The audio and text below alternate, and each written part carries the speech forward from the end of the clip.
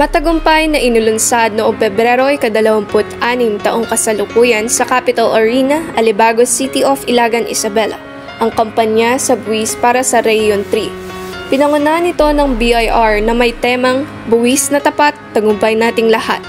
Dumalo ang mga opisyal ng BIR kabilang si Deputy Commissioner Marisa O. Cabreros at marami pang taxpayer mula sa Tuguegarao at Isabela.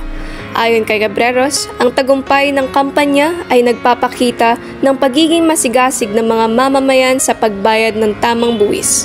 Pinaliwanag din niya na ang mataas na koleksyon ng buwis ay nangangahulugan sa pag-unlad ng komunidad at mga negosyo sa rehiyon. Pinagsigla rin ni Cabreros ang mga taxpayer na mag-file at magbayad ng kanilang annual income tax return para sa taong 2024 ng maaga upang maiwasan ang deadline. Pinaalalahanan ang lahat na magbayad ng tamang buwis para sa isang masaganang kinabukasan.